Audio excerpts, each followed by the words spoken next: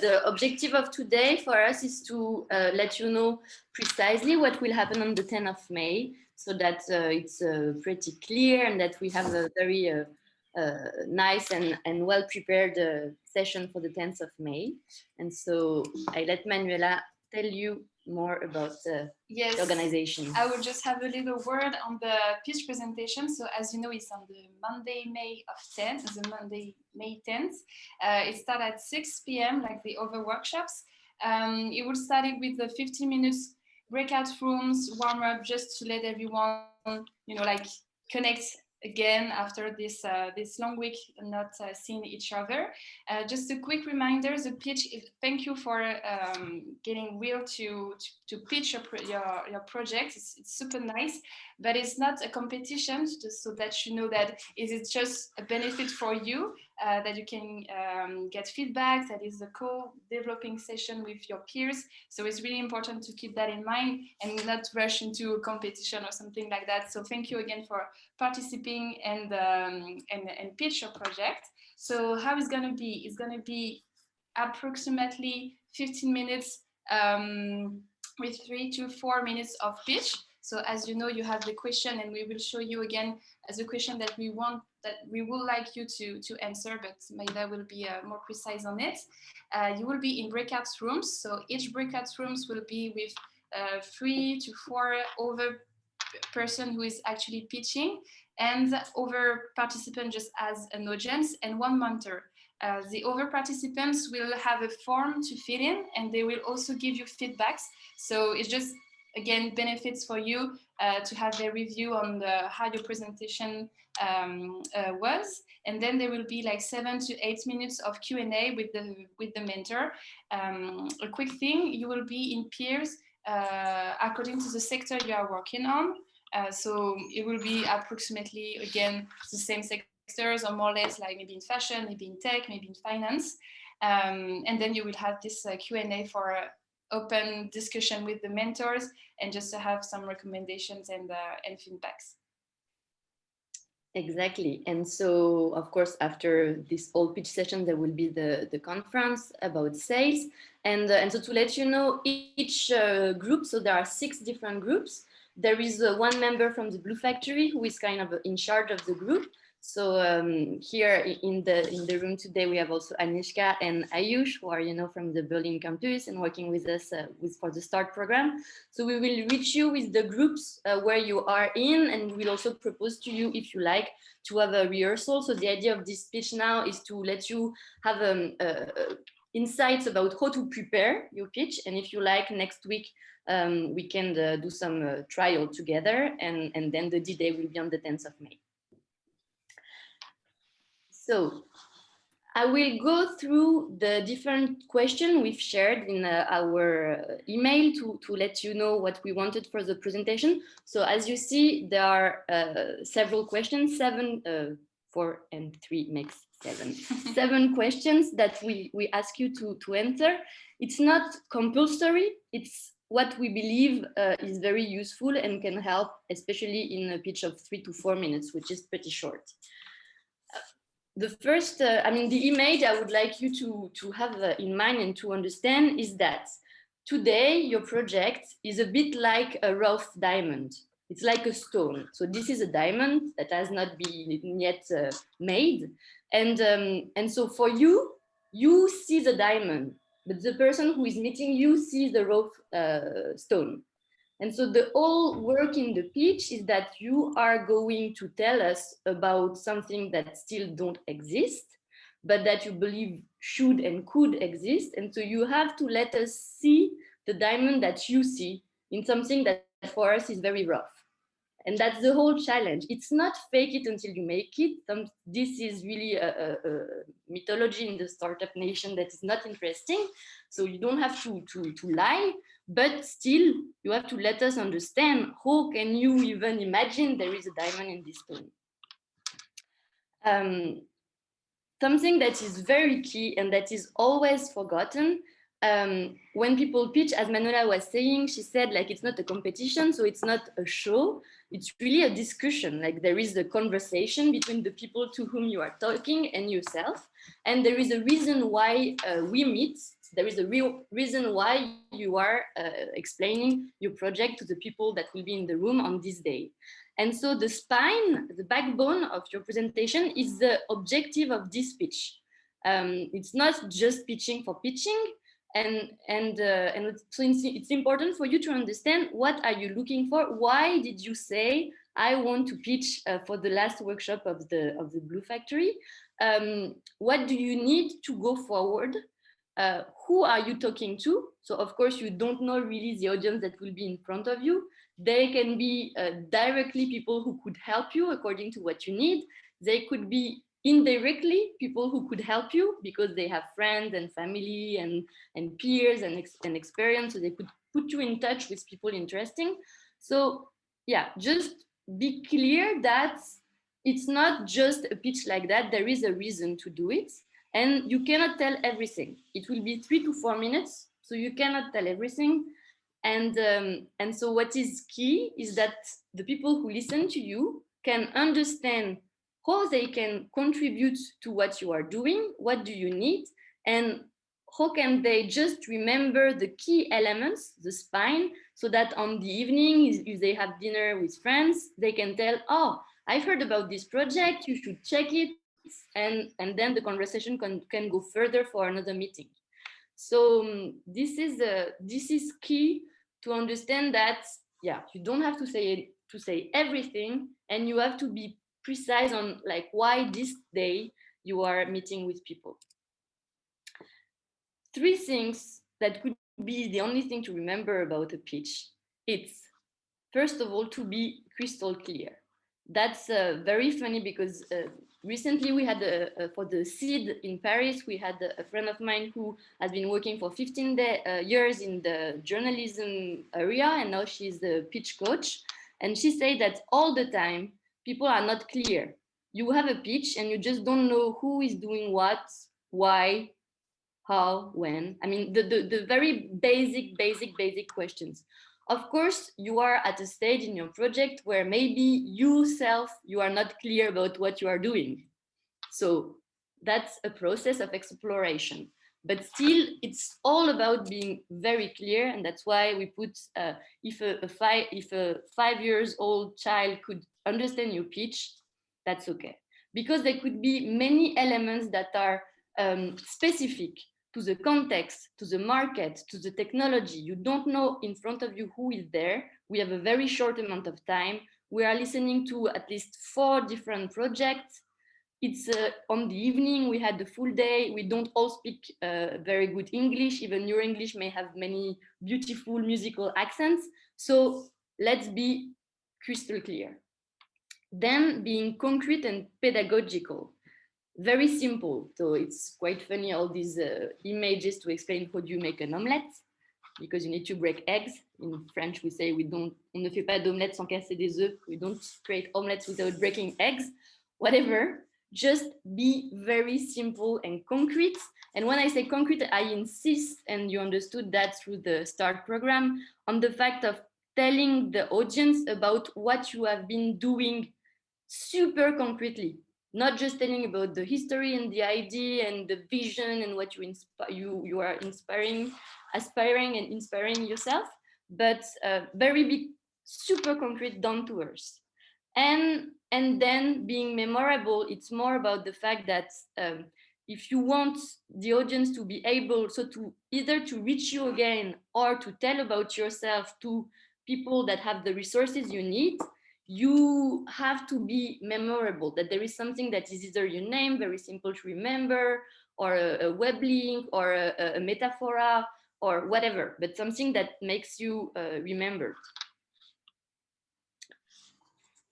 Then something I really like to do, because it's not often done, I think, in the pitch session explanation, is to let you go within the mind of the people you will be talking to. Kind of a pitch mentalist. So if we go behind the scene, when you see the audience that is listening to you, you just see their face, but you don't see what is happening within the subconscious and the spirit of these people. Even sometimes their face is not in coherence to what is happening behind. For instance, in my case, when I listen to someone very carefully, my face is very like it seems that I'm really not interested, and I think that the topic is not good. It's just because I'm concentrated. So you cannot even just know about from the face of the person what the person is thinking. But by building your pitch, you still have to build it so that there is no parasite questions that make the audience just stop listening to you and start having an inner conversation because you didn't you weren't clear. And I will go more in detail on that. So let's go within what's happening in the mind of the people. First of all, I don't know if you're aware of that, but as human beings, we have different ways of getting information. We can get information through thought, intuition, sensation, and feelings. And that's kind of four ways to get information through our spirit and consciousness. Therefore, because there is this different way of getting information, there is different ways of framing the information. And so, in terms of content, what it is inside your pitch, you can have a content that you show through an emotional way, through a conceptual way, or a factual way. And it's a bit, it can be the same information, but you frame it differently. So of course, if the information is framed as an emotion, it will be connected to the feeling way of getting information. If it's conceptual, it will more be connected to the intuition. If it's factual, it will be connected to the thought. And then the sensation, it will be on the other side, the fact that your information is given through audition, the ear, through the vision, the eyes, or through the kinesthetic, which is the body. It's usually we all have kind of preferences. And if you think about it, when you listen to a pitch of someone, maybe yourself, it will be easier for you to understand what the person is saying if she or he is presenting through an emotional way of presenting things, or through factual way of presenting things, or through conceptual way of presenting things. For instance, normally, if there is someone in the room that is super factual, he may become a bit crazy when I am presenting, because I usually don't use a lot of facts. And so when you present your project, it's interesting to be able to speak about your project through all these different ways: emotional, conceptual, factual. You don't have to put everything in the pitch, but then in the Q&A, you must know that maybe the person that will listen to you is looking for information that are more factual, for instance. Or if you are a very factual person, needs information that are more emotional. So we don't have time now. Usually what I do is that I ask everyone to tell, okay, what is your preference when you listen to something? And if we would do it, you would realize that we are all a bit everywhere. And that makes you understand that with even a small group, we have all these sensitive differences that makes the complementary also of a team and of people. So yeah, just when you do your pitch, see if there is any dimension that you lack a bit and that you may need to complete. And you can also just do it by pitching to friends. And at some point, you must have friends that are a bit on all these topics. And auditive, visual, and kinesthetic is just the fact that some people are very good at understanding things by listening. So it's all about your voice and the clarity of your words and the way you speak. For instance, I love Agnieszka's voice. I think it's very, very clear and pedagogic.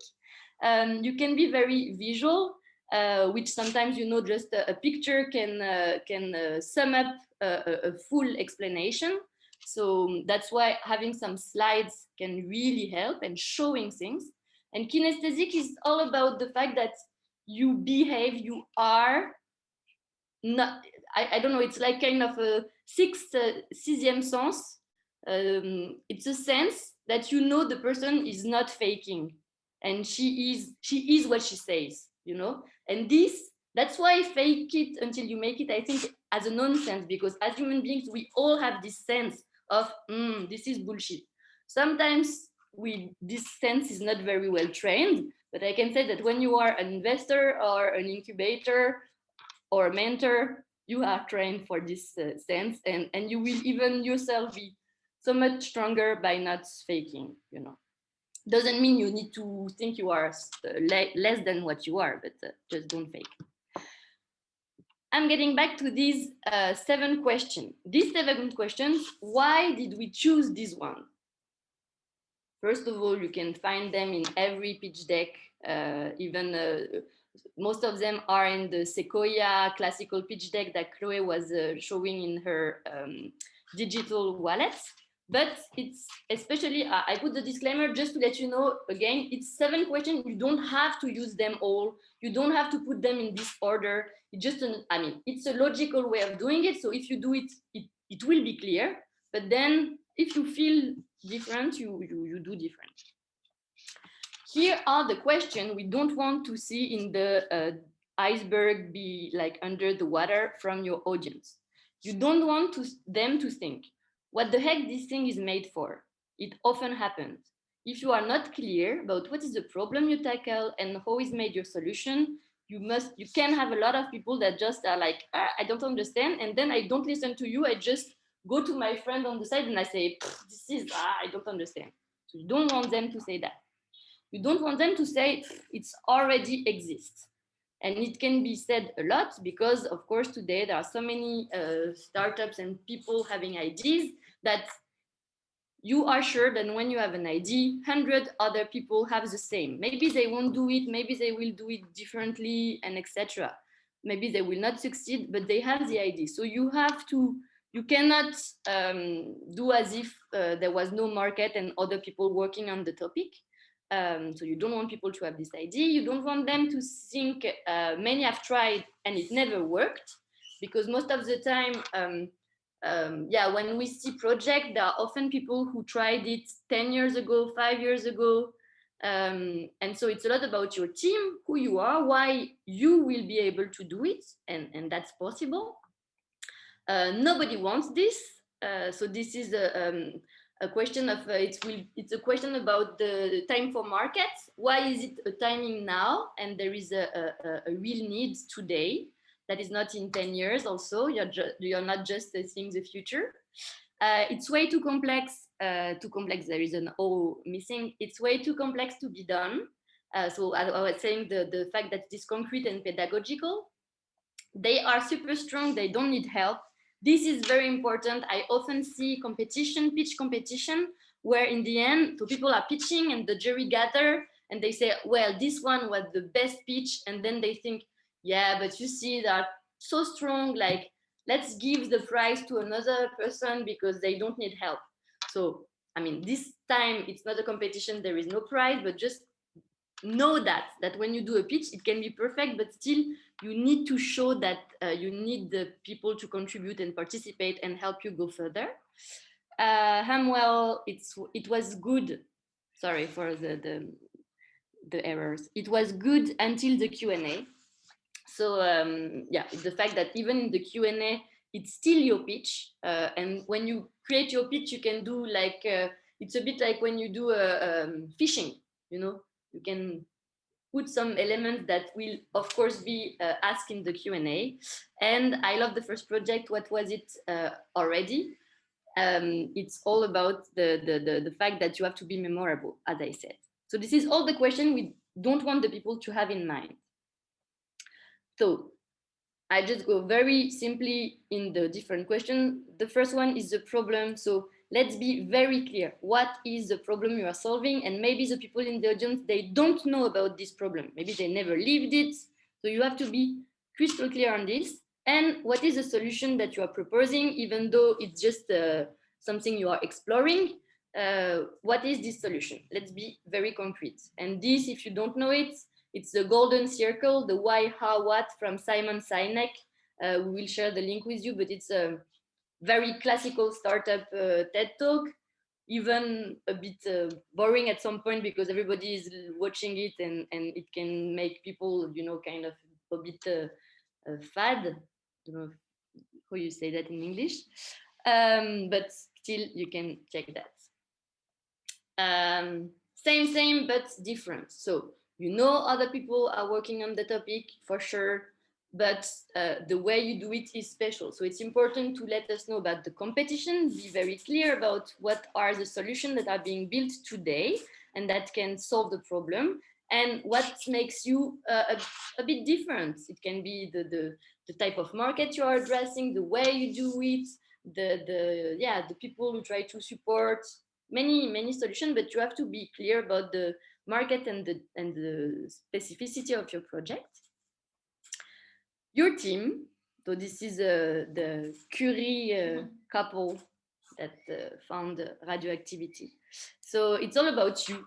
Who are you? Why this topic came to your mind? Is it because you live some experience on this topic, or do you have the competencies that allow you to build it? What is your inner motivation that makes this project important to you? Who are you? Because in the end, there is no project, there is only human beings. So it's very, very key to know yourself. What are the indicators that let you understand that it's now, like people are asking for your solution so much? This picture of the time to market, like they want it. So what shows you that that it's now, and there are people around you that are waiting for it? How do you build the project? I'm just checking the time. I don't know if you know this thing, but I love it. It's Le Palais du Facteur Cheval. And Le Palais du Facteur Cheval, it's a castle in the south of France. And to make it very short, but there is a beautiful movie about it. The Facteur Cheval, so it was a male person. This man, he was delivering by foot mail to the people in the end of the 19th century. And one day he dreamed about a castle, and he walked on a stone, and he felt, and he said, and he decided to build the castle in his garden. And so what he did is that, I don't know, I think it's during something like 35 years, every day, he would walk 30 kilometers to deliver the mail by foot and identify stones. And then he would go again with a little brouette, like a mini car, to take the stones. And during 35 years in his garden, he built this castle just with his hands.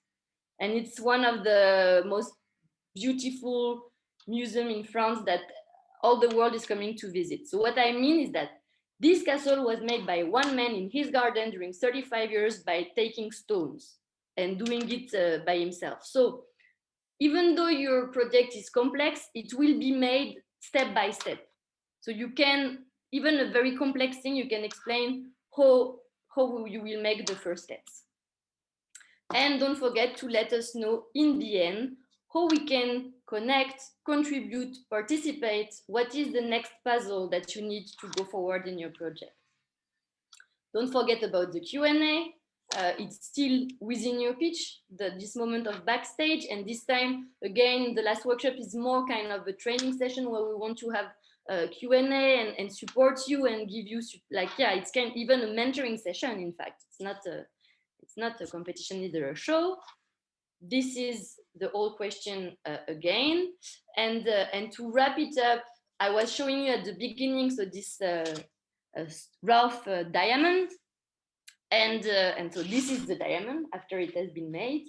And the quote there, it's Chloe. I asked her what she wanted to share specifically during this speech. Chloe, who is also working with Agnieszka and Ayush in Berlin. And this is Antoine de Saint-Exupéry, which is a famous author in France. And he says, perfection is achieved not when there is nothing more to add, but when there is nothing left to take away.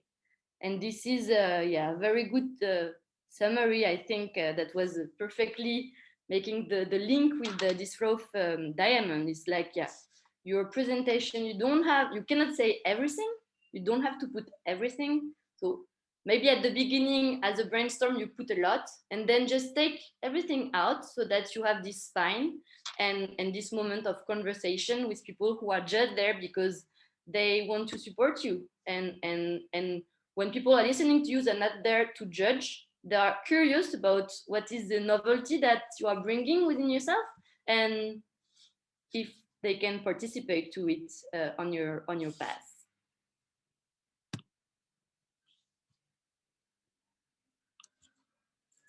I think that was complete, and we are, yeah, I was thinking it would take half an hour, but maybe if you have any reaction of question for those who can still be there, let's either put, yeah, Gennaro, please.